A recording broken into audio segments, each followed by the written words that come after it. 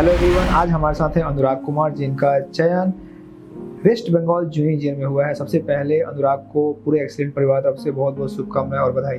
Thank you sir. और आपको बता दें कि अनुराग जो है मूल रूप से बिहार करने वाले हैं। अनुराग, अपने परिवार के बारे में बताइए और आप कहाँ के रहने वाले हैं, अपने गाँव के बारे में बताइए, जिले के बारे में बताइए। मेरा नाम अनुराग कुमार है, मैं बिहार से बिलोंग करता हूँ। कैमूर भभुआ मेरा घर है, वहाँ सीहों सिपट्टी मेरा घर है और मेरे पिताजी फार्मर हैं, 3 भाई हैं वो लोग। मैं मैट्रिक पास किया 2019 में, उसके बाद मैं इंटर किया था। इंटर मैंने पास किया 2021 में। फिर वहाँ से लखनऊ से मैंने गवर्नमेंट पॉलिटेक्निक से पॉलिटेक्निक किया, डिप्लोमा इन सिविल इंजीनियरिंग 2024 में पास आउट था। उसके बाद मैंने वहाँ पे सीनियर के माध्यम से जाना कि एक्सेलेंट कोचिंग सेंटर के बारे में।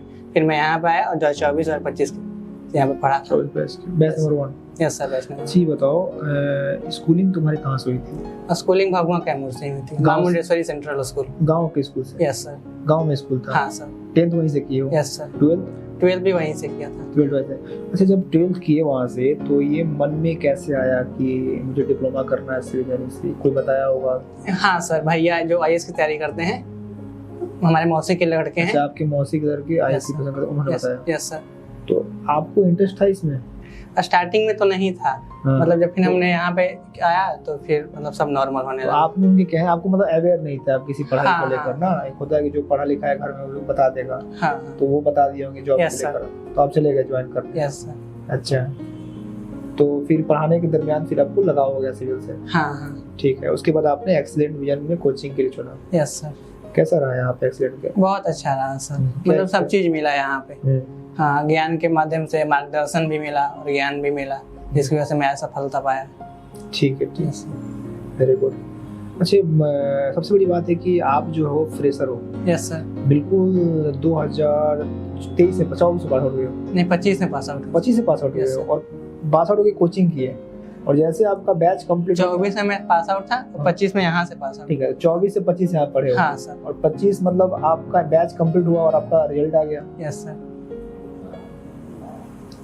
क्या बहुत ऐसे बच्चे हैं हमारे यहाँ कि जो रेगुलर बैच में टाइम मैनेज नहीं कर पाते हैं? Yes sir. तो आप कैसे पढ़ते थे? वो ऐसे क्या चीजें जो क्लासरूम, क्योंकि जो क्लास चलता है तो क्लास ज्यादा चलते हैं। Yes sir. और क्लास के साथ एग्जाम निकालना ऐसा बहुत कम देखा गया है। Yes sir. लेकिन आपने किया है, तो आपका क्या स्ट्रेटेजी था? आप कैसे मैनेज करते थे टाइम को?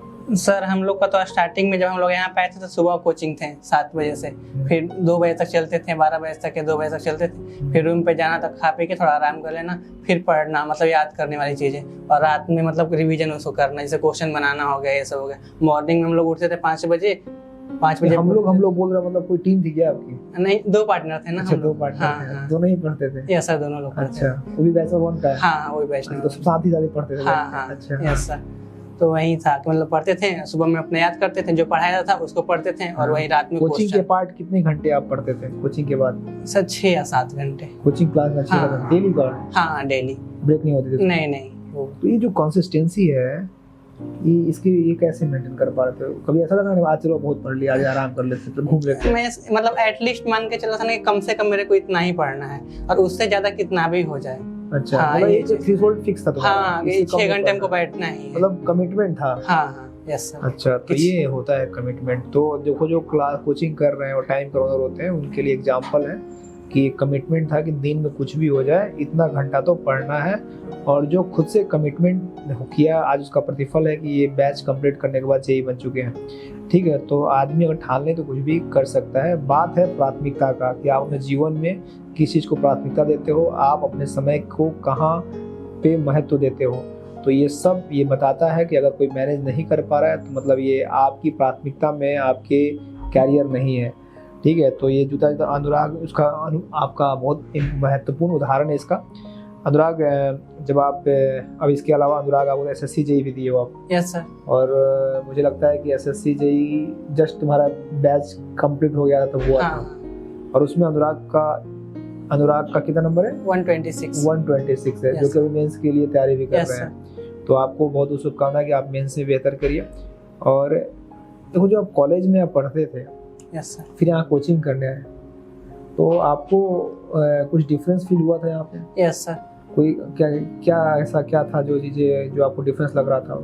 जैसे वहाँ पे हम लोग का कॉन्सेप्ट मतलब बिल्डअप नहीं हुआ। मैंने एशियन का बुक ज्यादातर पढ़ते थे, तो वही सेमेस्टर के लिए उसको उन्होंने पढ़ाते थे कि सर ठीक था, लेकिन उससे मतलब एग्जाम क्रैक नहीं हो सकते थे।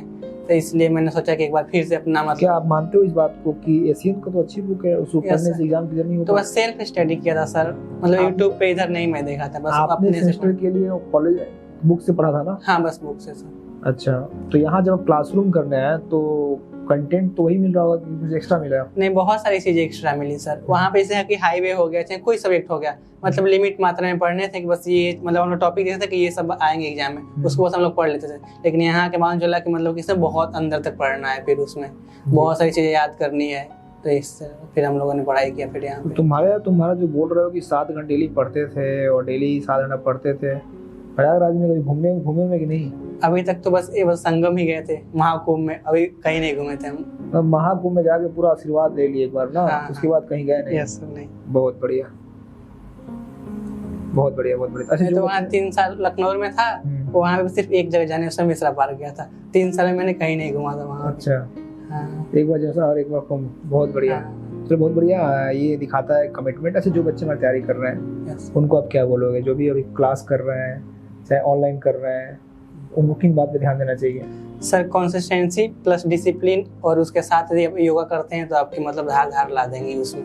योगा मतलब बहुत आप करते हैं योगा? यस सर, मैं शीर्षासन करता हूँ ज्यादातर। अच्छा, वेरी गुड। हाँ, अच्छा, कब से कर रहे हैं? शीर्षासन में डिप्लोमा से करता था। अरे वेल डन, वेरी गुड। तो आपको लगता है उससे क्या यस फायदा सर, मिलता है? हाँ। अच्छा, तो उससे मतलब लोग मानसिक रूप से स्ट्रांग होते हैं। जैसे मतलब कोई बंदा 8 घंटे 10 घंटे पढ़ता है, यदि आप योगा करते हैं तो 6 घंटे पढ़ेंगे, तो मतलब याद करने की क्षमता बहुत ज्यादा बढ़ जाती है, विश्वास बढ़ जाता है हाँ, कि स्मरण शक्ति बढ़ जाती है। हाँ। और ऊपर ले जब आदमी योगा करता है फिर पढ़ता है तो याद भी होते हैं, तो रात में जब सोता है सेटिस्फेक्शन क्या सोता है, मेन वही सेटिस्फेक्शन आप ही इस चीज है। को रियलाइज करते हो? यस सर, हाँ।